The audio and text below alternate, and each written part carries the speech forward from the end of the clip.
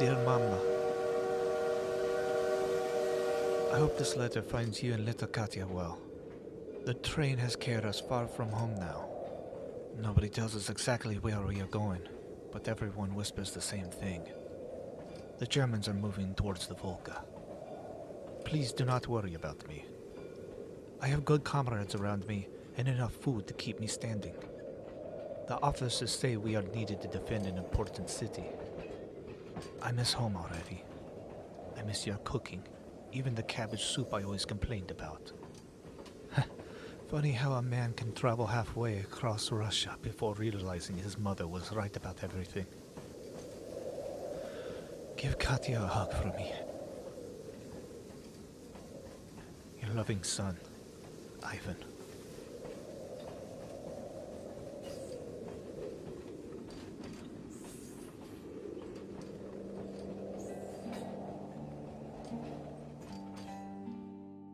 Somewhere in the summer of 1942, thousands of young Soviet soldiers rode trains just like this one. Farm boys, factory workers, and students. Men who only months before had been living ordinary lives. Now, they were heading towards a city that would become one of the bloodiest battlefields in human history. Its name was Stalingrad. By the summer of 1942, the Charlie Chaplin lookalike had launched a new offensive into southern Russia. The goal was clear: capture the oil fields of the Caucasus and cut the Soviet transportation along the Volga River. Standing in the way was a city carrying the name of the Soviet leader himself. For the Charlie Chaplin lookalike, capturing Stalingrad would be a symbolic victory. For Stalin, losing it was unthinkable. As German forces advanced, Soviet civilians and soldiers prepared desperately for the coming storm. Factories continued producing tanks and weapons even as bombs fell around them. Some tanks reportedly rolled straight from the factory floor into combat. When your quality assurance department is being shelled by the Luftwaffe, deadlines become surprisingly flexible. On August 23, 1942, disaster struck. Hundreds of German aircraft descended upon Stalingrad. Firestorms consumed entire neighborhoods. Tens of thousands of civilians died as buildings collapsed around them. The city was transformed into a landscape of twisted steel, shattered concrete, and endless rubble. Ironically, the destruction would become one of the city's greatest defenses. Every ruined apartment block became a fortress. Every crater became a trench. Every pile of rubble became a hiding place. But before Soviet reinforcements could defend the city, they first had to reach it, and that meant crossing the Volga.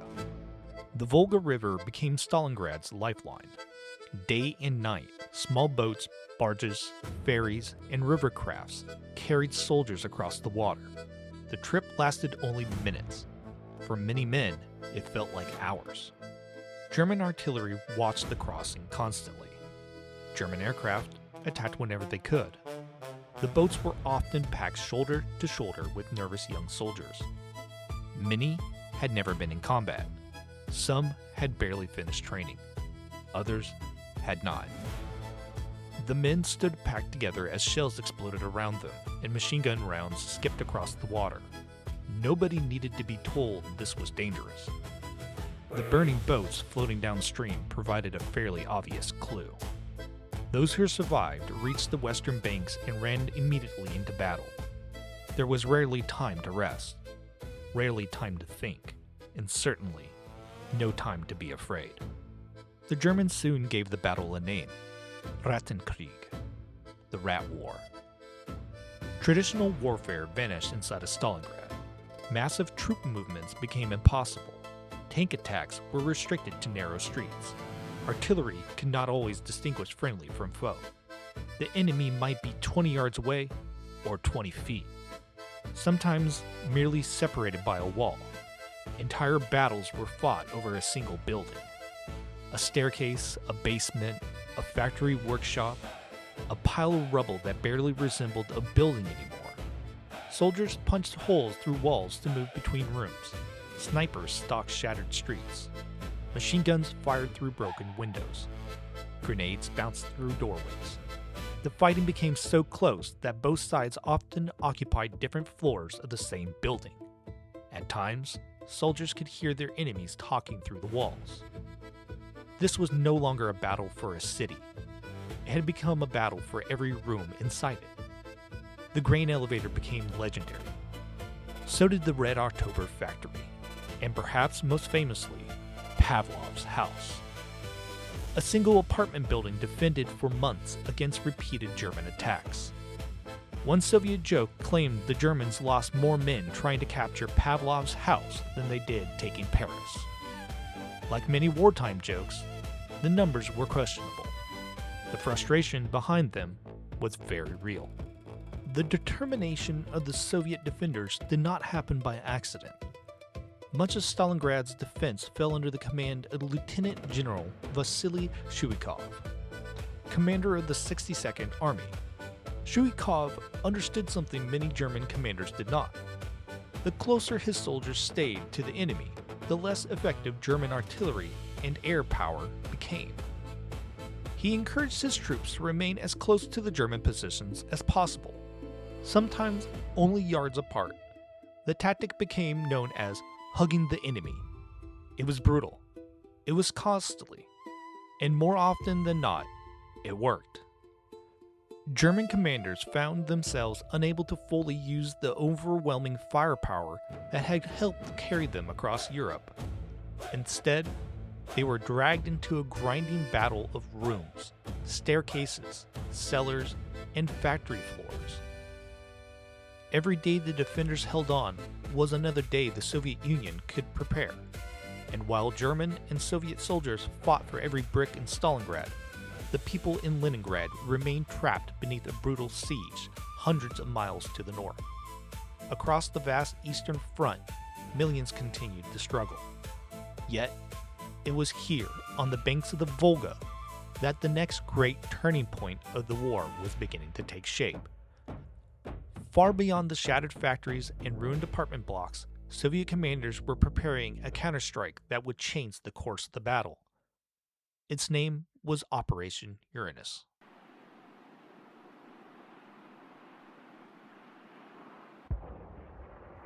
Dear Mama, I'm still here.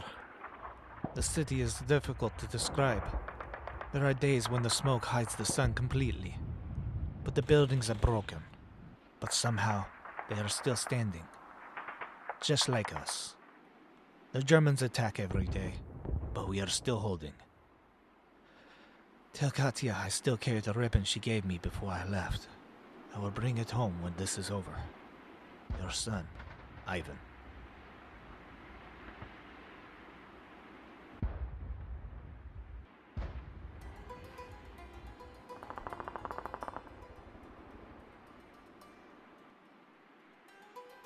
In November 1942, Soviet forces launched a massive counteroffensive north and south of Stalingrad. Instead of attacking the strongest German position, they struck the weaker Romanian and Hungarian forces protecting the flanks. The attacks were devastating. Within days, Soviet spearheads linked up west of the city. The German 6th Army was trapped. More than 250,000 Axis soldiers suddenly found themselves surrounded. The hunters had become the hunted. Winter tightened its grip. Food ran short, ammunition dwindled, medical supplies disappeared. German soldiers froze, starved, and fought on in increasingly desperate conditions. The Charlie Chaplin lookalike ordered them to hold. There would be no breakout, no retreat, no surrender. On January 31st, 1943, Field Marshal Friedrich Paulus surrendered. The remaining German forces followed days later. The Battle of Stalingrad was over. The cost was almost unimaginable. More than 2 million casualties had been suffered by both sides. An entire city had been reduced to ruins. Yet Stalingrad had held. The German advance into the Soviet Union had suffered a catastrophic defeat. From this point forward, the initiative on the Eastern Front would increasingly belong to the Soviet Union. We don't know if Ivan ever made it home. History records armies, divisions, generals, and maps. But Stalingrad was fought by ordinary people, young men who crossed a river under fire, who fought for rooms, hallways, and staircases, who endured one of the harshest battles ever fought, and in doing so, changed the course of history. The city on the Volga had refused to die, and the world would never be the same.